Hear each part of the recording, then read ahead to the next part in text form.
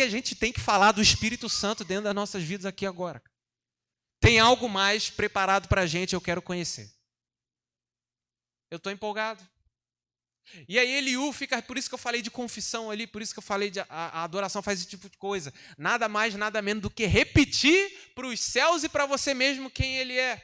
E aí desata. É essa o valor e o poder da adoração e da confissão. A palavra fala que ele habita no meio dos louvores.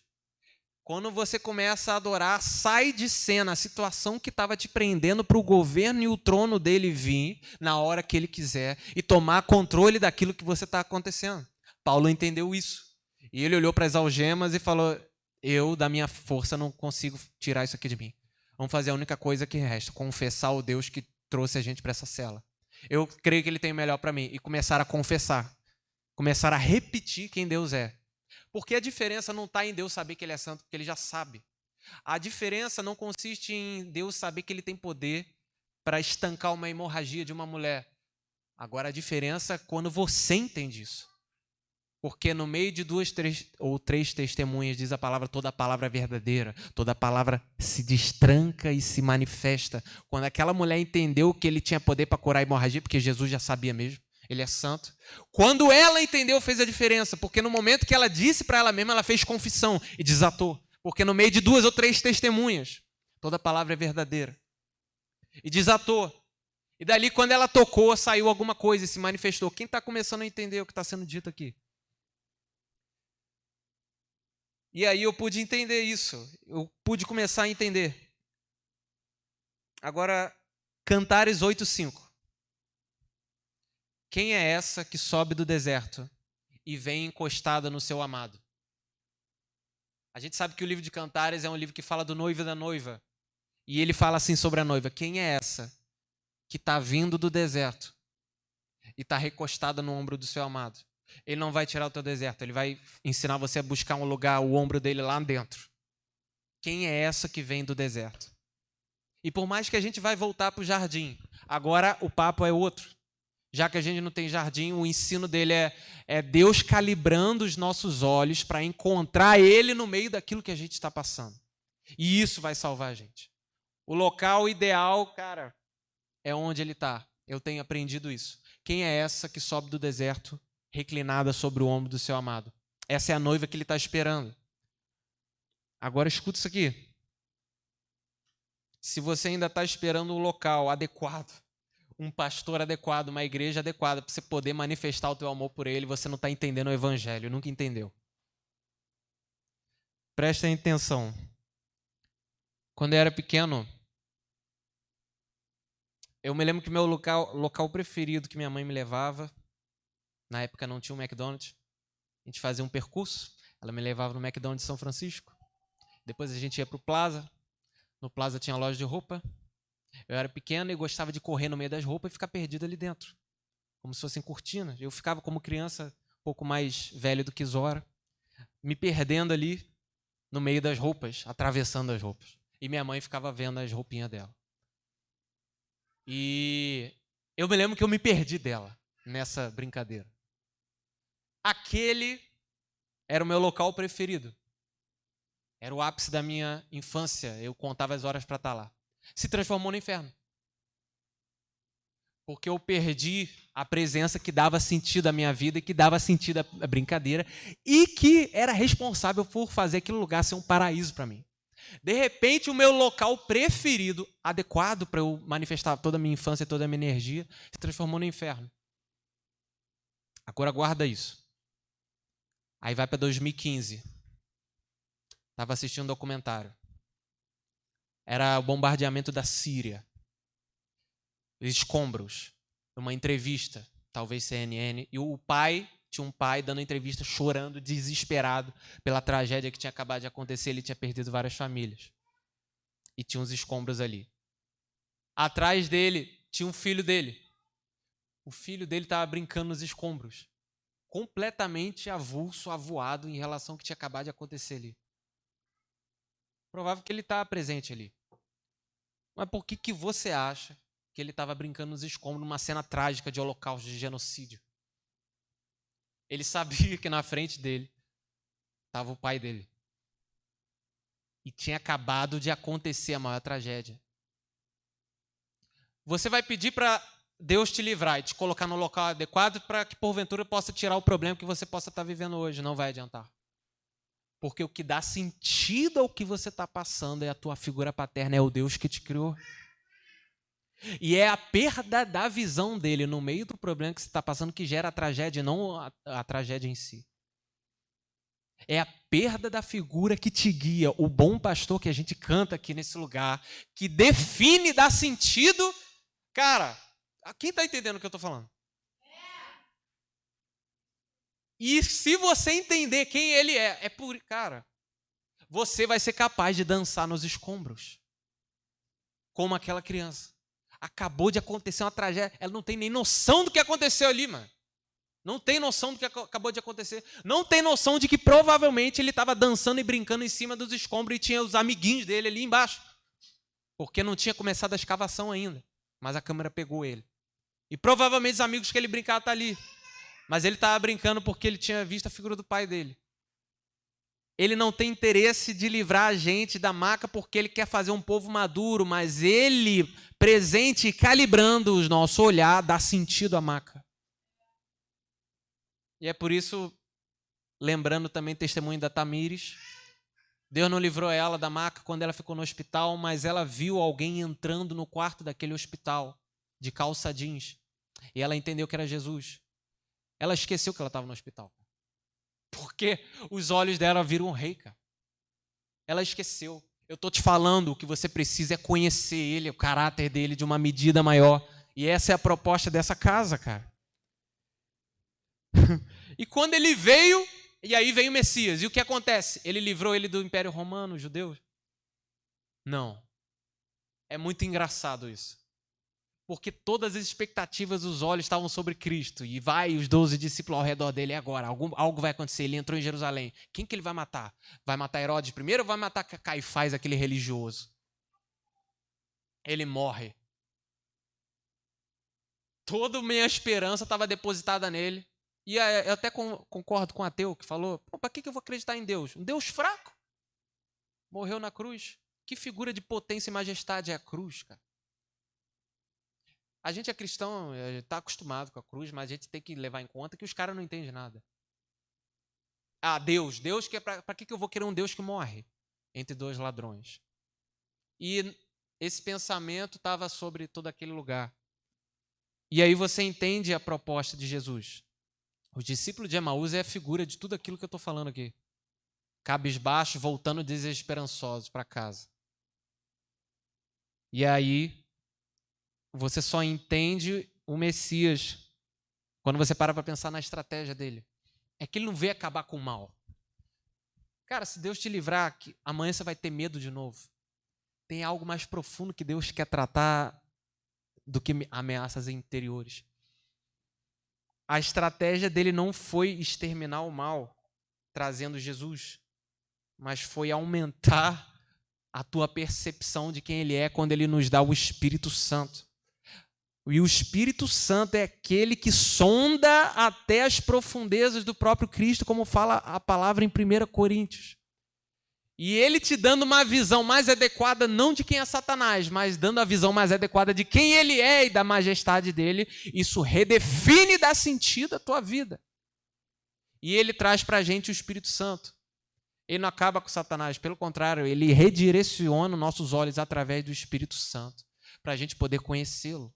É por isso que eu não fico neurótico, buscando qual é o principado que está sobre São Gonçalo. Quem é? Será que é a rainha da costa do mar? Será que é Leviatã? Isso não me interessa. O cabeça, o principal de todos, é esse que me interessa e é esse que os meus olhos estão voltados. Porque o tal do Leviatã, e você sabe do que eu vou falar agora, o tal do Leviatã, sabe-se lá o que está sobre São Gonçalo, sobre o Rio de Janeiro, corrupção, o que quer que seja, não pode com a dona Zileide de qualquer comunidade daqui, que vai todo sábado na consagração e que os próprios bandidos da boca batem continência porque sabe que aquela mulher, apesar de ser analfabeta, carrega algo em Deus que ninguém sabe explicar. Esse tal de Leviatã não pode tocar na vida da Zileide. Porque Lucas 10, 21, graças a Deus, ó Pai, te dou, porque escondestes essas coisas preciosas dos reis sábios e entendidos e revelaste aos pequeninos. Não me interessa quem saber quem é Leviatã, me interessa saber o que Dona Zileide carrega, porque o que ela carrega faz todo mundo da boca bater continência para ela, acabou. Os principados que possam estar na boca, acabou. Acabou. Bate continência e respeita. E quando ela está evangelizando, os caras param de traficar. Para que ela evangelize, depois eles voltam a fazer as canalices dele. Mas primeiro, respeita ela. Porque tudo isso que nós estamos falando foi revelado. Aquele que tem sede, cara. Pequenino. É isso que Deus tem me ensinado e está ensinando para a gente. Quem está entendendo? Por isso que o anjo falou para Maria. Faz o seguinte. Eu não vou exterminar, e não é proposta nossa, por enquanto, exterminar o mal através da primeira vinda dele. Então dá o nome dele de Emanuel. Sim, Satanás está conosco. Ao derredor. Aflições, mas dá o nome dele de Emanuel. Porque agora, mais do que nunca, Deus está conosco de uma forma que a gente... Deus está conosco também. Ah, mas Satanás... É muito engraçado como a gente não entende. Eu peguei um livreto do meu avô, isso é muito maneiro. Meu avô pastor também tinha uma historinha assim. Aí o filhinho pega a mãe, na mão da mãe, só que o quarto está escuro, criança tem medo de escuro. Mãe, me leva ali, pra eu pegar o negócio. Não, filho, a mãe cristã, Jesus está ali, vai para lá que ele vai te ajudar. Aí ele olha assim, dá a mão dada. Tá, mas pode ir eu, você e Jesus ali? Você acabou de rir de você mesmo. Porque eu acabei de falar da gente. Pode ir eu, Jesus, você também. Aí vai todo mundo e todo mundo fica feliz. Jesus vai, você também vai, mas vai você. Deus é Emanuel. Ele fala para Natanael. Mas você, qual é a proposta? Qual é a proposta? E ele fala, olha só, você se impressionou porque eu liberei uma profecia sobre a tua vida. Em verdade vos digo que você vai ver anjos descendo e subindo. O que é isso? A escada de Jacó é o próprio Cristo. Você vai ter um acesso ao teu Pai, a despeito da opressão do Império Romano, dos judeus, de todas as calamidades que você pode sofrer. Mas agora o acesso, você, Natanael, vai descobrir que a própria escada de Jacó que permitia acesso com o reino celestial sou eu mesmo. Emanuel, Deus conosco. É o que o ser humano precisa saber. Deus é Emanuel. E aí, a gente tem crido que Deus vai levantar uma geração profética, assim como João Batista foi o último antes de Jesus vir. A gente tem entendido que João Batista é um modelo de uma geração. Só que, se você entende que João Batista é o tipo de gente que Deus quer gerar nesses dias, fora a questão da alimentar dele meio extravagante, comer gafanhoto, essas coisas, acho que a gente vai precisar fazer isso. Isaías 43. Voz do que clama no jardim. É isso que fala? Preparai o caminho, endireitai no jardim, vereda nosso Deus. Voz do que clama no deserto. Preparai o caminho do Senhor. Endireitai no ermo, no meio do nada, um caminho ao nosso Deus. Eu estou falando de um povo que não vai mais fugir do deserto. É engraçado, porque se Deus tivesse interesse de te dar livramento, e se Deus tivesse interesse de livrar o povo hebreu só do Egito, o primeiro lugar que ele teria parado depois do Egito não seria o deserto. Tem alguma coisa, uma mensagem que ele está querendo passar. Se ele tivesse preocupado em trazer você aqui numa quarta-feira para ficar seu Deus Salvador, e ele é Salvador, a gente entende isso. Mas se ele só tivesse isso, o primeiro local que ele traria o povo não seria o deserto. Ele está querendo ensinar algo a mais para a gente. Tem um tabernáculo no meio de todas as ameaças no deserto. E aquilo ali é o centro das nossas vidas. E na medida que eu olho para lá, eu esqueço que eu estou passando fome. Eu esqueço que eu estou passando água. Na medida que eu olho na voz que sai de lá, na medida que eu presto atenção na voz que sai de lá, a minha vida começa a ser salva. Eu tenho plena certeza de que Deus está transicionando a nossa vida para sair da eu sinto em quem tenho crido para eu sei em quem tenho crido. Você está entendendo isso? Você crê nesse negócio também? Eu fui batizado no Espírito, a minha vida foi na base de sentimento. Mas Deus tem calibrado a minha vida para eu sair do lugar de eu sinto em quem tenho crido, para eu sei em quem tenho crido. E é por isso que você vê desde o começo do culto ele falando de celebrar aquilo que foi conquistado. Você vê o Leandrinho falando, vamos celebrar aquilo que já foi conquistado. E a gente falando ali, celebrar aquilo que foi conquistado. Você repete e se manifesta. Não mais eu sinto em quem tenho crido, mas eu sei. Quem está entendendo o que está sendo dito? Agora, olha só. Se você... Cara... Por que você não deve procurar um ambiente adequado para você manifestar o seu amor por Deus? 1 Crônicas 23, 3. Olha isso. Foram contados os levitas de 30 anos para cima. Davi fez isso. Reuniu os levitas e começou a contabilizar eles. Seu número contado um por um foi de 38 mil homens. Destes havia 24 mil para superintenderem a obra da casa do Senhor. 6 mil oficiais e juízes, 4 mil porteiros e 4 mil para louvarem o Senhor com os instrumentos que Davi fez para esse propósito. Davi os repartiu por turnos, segundo os filhos de Levi, Gerson, Coate e Merari. Só que tem um problema. Você viu aqui que ele é porteiro, músico, os que cuidam das câmeras de Deus, mas não tinha nada montado. Mas eles já tinham sido nomeados. O reino de Deus, você não espera manifestar o teu amor, o teu serviço quando tem uma estrutura montada. Isso são os imaturos, porque criança precisa de desenho para poder entender aquilo que está acontecendo. No reino de Deus, você vai ser comissionado e não a estética da estrutura tem que ser o fator motivador para você amar ele. Mas o teu próprio amor sem estrutura vai provocar a estrutura. E é por isso que Davi é ousado o suficiente, porque era esse o tipo de gente que andava com Davi. E não é à toa que o Messias vem dele. O tipo de gente que andava com Davi, todo mundo já sabia quem era o que tinha que ser feito antes mesmo da estrutura aparecer. E eu tenho ido em igreja nesses dias, com ar-condicionado, espaço grande. E eu tenho visto a alegria superficial dessas pessoas. Porque você sabe, coisa bem estruturada dá gás para aquele que é imaturo continuar ali naquele lugar. Mas só gente madura, profunda, no espírito, consegue olhar para o Messias, vindo filho de carpinteiro, e fala, tem algo diferente dentro dessa pobreza aí. Tem algo além dos olhos. Tem algo além da superfície, quem está entendendo? E é por isso que as pessoas que andavam com Davi era diferente, por isso que ele contabilizou e deu as funções, e as pessoas já se encontravam nas suas funções antes da estrutura aparecer. Se você veio para essa igreja esperando uma estrutura adequada para poder manifestar o teu amor, eu acho que você se encaixa naquilo que a gente está falando aqui como, não como descrente, mas imaturo. Imaturo. Porque o que dá sentido à casa que Micael e Vilma vivem hoje como casal foi que um dia teve um amor ali dentro. E eles, sem visão, projetando filho ou casa, se amaram. E um dia, para poder dar continuidade a esse amor, a estrutura, Deus cooperou com ela e ela apareceu. Então, quando não tem mais amor, você abre no livro de Jeremias e vai perceber que Deus se encarrega de destruir o templo.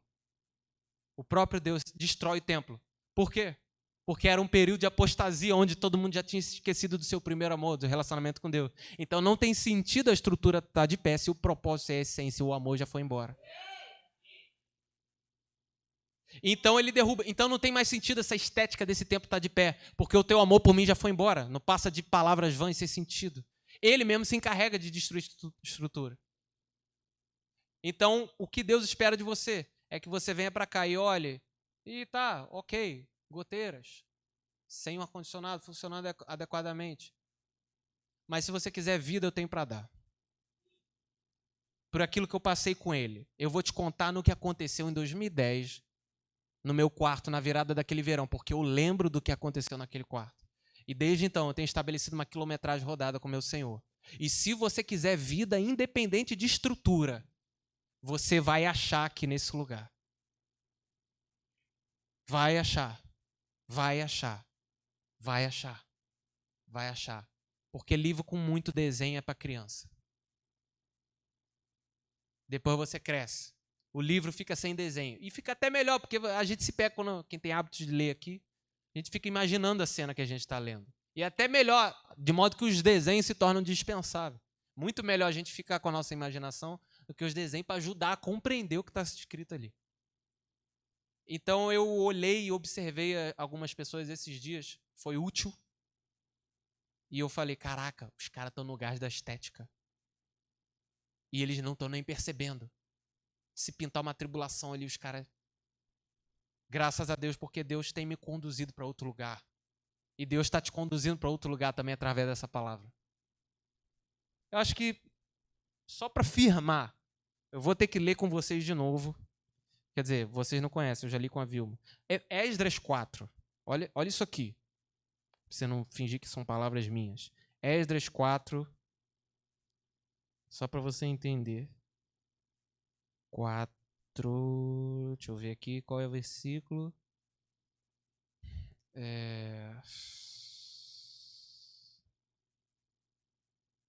Vamos ver.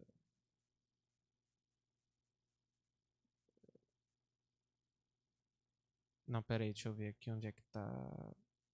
Históricos.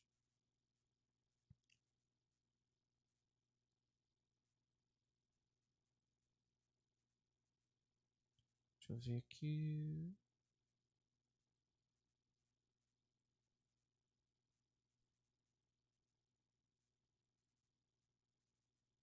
Ah, achei. Não é 4 não, é o 3. Olha isso aqui. 11. 3:11. Esdras 3:11.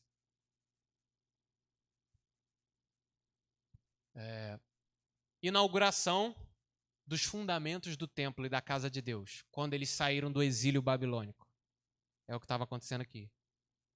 Cantavam alternadamente, louvando ao Senhor e dando-lhe graças com essas palavras. Porque Ele é bom, porque a sua benignidade dura para sempre sobre Israel. E todo o povo levantou grande brado quando louvaram ao Senhor por se terem lançado os alicerces da casa do Senhor. Todo o povo. Continua. Olha isso aqui. E 3:11, alicerce da casa do Senhor. A partir daqui. Não, é ali mesmo. É 11. Vai, avança então. Ah, tá certo. É porque ficou condensado ali. Muitos, porém, dos sacerdotes do Levita e dos chefes das casas paternas, a gente está vivendo isso agora, como igreja brasileira, e os idosos que tinham visto a primeira casa, choraram em altas vozes quando a sua, o quê? Foi lançado o fundamento dessa casa. Também muitos gritaram de júbilo. Continua. De maneira que não podia o povo distinguir as vozes do júbilo das vozes de choro do povo, porque o povo bradava em tão altas vozes que o som se ouvia de muito longe. Essa geração que estava cantando e comemorando por causa dos alicerces é a mesma geração de Ageu, onde ele fala, não despreza os dias dos pequenos começos, não, porque Deus está nesse negócio, porque a glória é da última, aí você vai entender. A glória dessa última casa, que aos seus olhos não parece nada, vai ser muito maior do que a primeira. O que estava acontecendo aqui? Tinha uma geração que estava debaixo da palavra de Ageu. E tinha uma geração que estava debaixo do que via os seus olhos. E a geração que estava debaixo da palavra de Ageu, por estar debaixo da palavra profética, se animava e se revigorava diante daquilo que Deus estava fazendo, não interessando se era bonito aos nossos olhos ou não. E no meio desse povo, tinha uma geração que não conseguia tirar da cabeça as glórias do tempo passado. Deixa eu te falar quem é esse povo. Louvor bom só do passado. Não se fazem mais louvores como antigamente. Pastor bom e incorrupto só no passado. Não se fazem mais pastores como antigamente. Todas as igrejas pretas, não se faz mais igreja como antigamente. Você já viu esse discurso na sua vida? O Espírito Santo é o Espírito da esperança. São pessoas que já perderam a esperança, porque confiaram naquilo que seus olhos viram e acreditaram que Satanás tem mais atuação do que o Espírito Santo. Mas eu quero dizer que se Satanás está ao redor, muito mais ele está ao redor, porque ele sempre vai ter 7.000. E só vai enxergar 7.000 se você estiver debaixo da palavra profética e da esperança. Ele próprio vai se encarregar de te colocar nas pessoas certas que estão querendo a mesma coisa que você. E quando você decide confiar nas mazelas, você se torna esse povo. confiando na glória do tempo passado. Um povo que, como eu li ali, confia naquilo que seus olhos veem. Esse povo não estava entendendo aquilo que Deus está fazendo na geração dele, e a gente está vivendo isso como igreja evangélica agora. Tem dois tipos de adoração subindo. Uma geração murmurante, que por não ter palavra profética e não ser íntima, não consegue entender aquilo que Deus está fazendo. Mas no meio desse povo tem gente que está entendendo o que Deus está fazendo. Pode estar em ruínas, mas eles estão debaixo da palavra profética. Eles estão entendendo. Eles estão entendendo que mudou a forma como Deus, não o Deus que tem que ser adorado mudou, mas Deus fala numa pluralidade de ritmos, porque Ele é o criador de todo o ritmo. Satanás não tem nada a ver com isso. Sobre isso nós podemos falar outro dia. Mas Ele muda a roupagem, mas não muda a essência. E era o que estava acontecendo aqui. Era o que estava acontecendo. Então, você não pode confiar de forma alguma naquilo que seus olhos veem. Se você não for íntimo, tu não vai entender a palavra profética para esse tempo e vai perder aquilo que Deus está planejando sobre a tua vida. Você precisa ser íntimo. Não tem como. Então, à luz de todas essas coisas que a gente falou aqui, qual é o objetivo dessa casa? Já que não foi a solução imediata de um problema que salvou Jó, mas foi ele conhecer o Deus e depois que as coisas foram acrescentadas. Já que a solução para os 12 discípulos não foi ter o Império Romano longe deles, foi eles terem uma imagem mais exata do Messias que estava diante dele. A função dessa casa aqui é promover um encontro. E talvez você vai fazer um gabinete com Micael e Vilma e eles não vão ter interesse de te livrar dos problemas que você pode estar passando. Mas eu tenho garantia do seguinte: a liderança dessa casa vai promover um encontro com ele na tua vida, no meio daquilo que você está vivendo. E talvez se eu ouvir o que você está passando, talvez nem seja meu interesse de te livrar disso. Mas eu quero promover o mesmo encontro que eu tive com ele. Quando o rei Agripa convocou Paulo para prestar depoimento, ele falou: por que você está aqui? Por que você veio depois de naufrágio, ser apedrejado, quase morte, porque eu acredito que ele morreu ali em Atos 14, e depois ele levanta depois de ter sido apedrejado? Você passa isso tudo, por que você veio até aqui? E aí ele responde com esse versículo que ecoa na minha vida, nunca vai deixar de ecoar. Ó rei Agripa, eu estou aqui diante de você dando depoimento depois de ter passado isso tudo, porque eu não fui desobediente à visão celestial. Eu sei o que eu vi. O que eu vi me trouxe até aqui. Quero fechar com minha história preferida de martírio. Perto do ano 400 depois de Cristo, na Armênia, uma cidade que eu esqueci o nome. Que história. Pegaram cristãos no inverno da Armênia. Na borda do lago tinha uma fogueira acesa para quem negasse.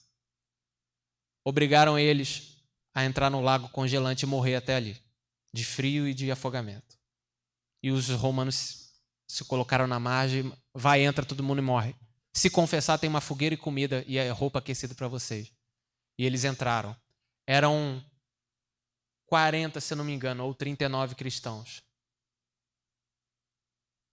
Deus providenciou que um dos soldados romanos tivesse uma visão do que estava acontecendo ali. Ele viu anjos com coroas. E eles traziam as coroas para colocar sobre a cabeça dos cristãos que estavam ali. Um deles negou e foi para a fogueira. Mas o soldado viu que um dos anjos estava segurando a coroa. E quando todo mundo percebeu, tinha alguém entrando no lago, tirando a armadura. Era um soldado romano falando: "Tô indo, anjo." E foi.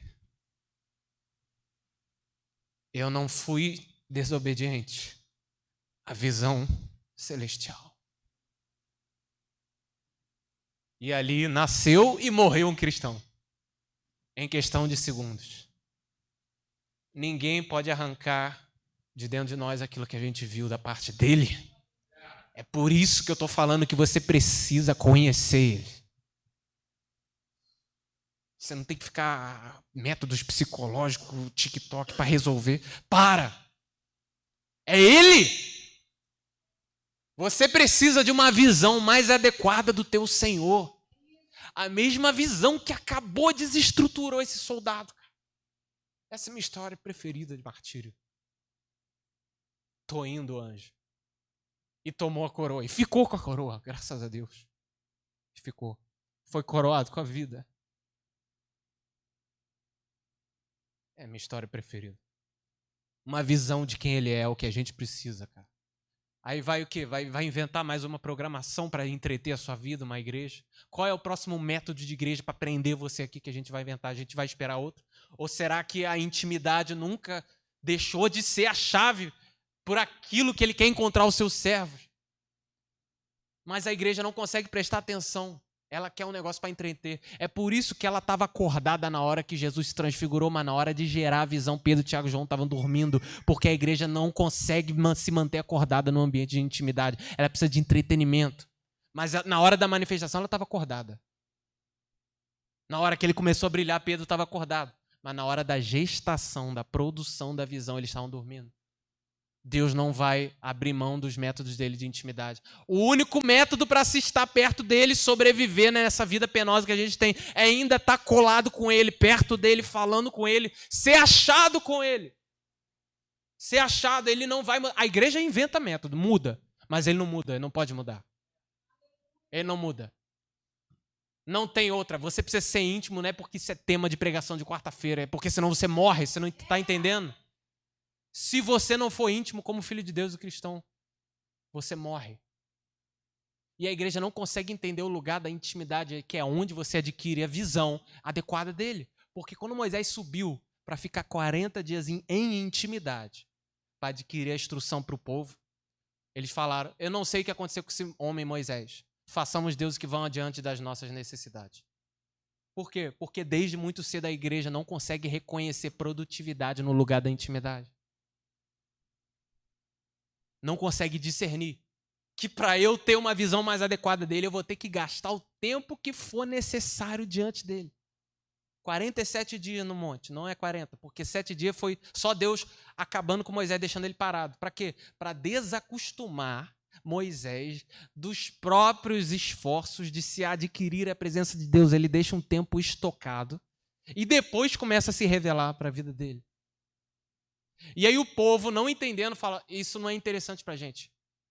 Investir em intimidade, em amor diante dele não é inteligente. A gente quer alguém para suprir a nossa demanda de sede e de fome. Precisamos fazer deuses que correspondam à nossa vontade oriçada de querer sobreviver. Quem está entendendo? Desde muito cedo a igreja nunca entendeu esse lugar. Então, na hora da explosão, e é sempre assim, se um evangelho de São Gonçalo estourar, pode crer que vai vir um monte de gente. Mas alguns de nós aqui estamos entendendo o quanto tempo está levando para gestar a visão, o avivamento e a glória. E nisso parece que Tiago, Pedro e João, representando a igreja, não conseguem entender muito. Porque se entendessem, não estariam dormindo quando Deus estava no Monte da Transfiguração, gerando a visão de glória. E a igreja dorme. E por não ver interesse, ela cria método. Alguma coisa a gente tem que produzir. Quem está entendendo? A função desse local é promover o mesmo encontro que a gente teve. E o encontro não vai te tirar do hospital, mas vai dar sentido ao teu hospital, à tua maca. Era tudo que você precisava, uma visão. Tamires, naquele dia, era tudo que precisava, era ver Jesus entrando no hospital com a calça jeans. Isso deu sentido ao que ela está passando. Deu sentido. Deu sentido. Fique de pé. Fique de pé.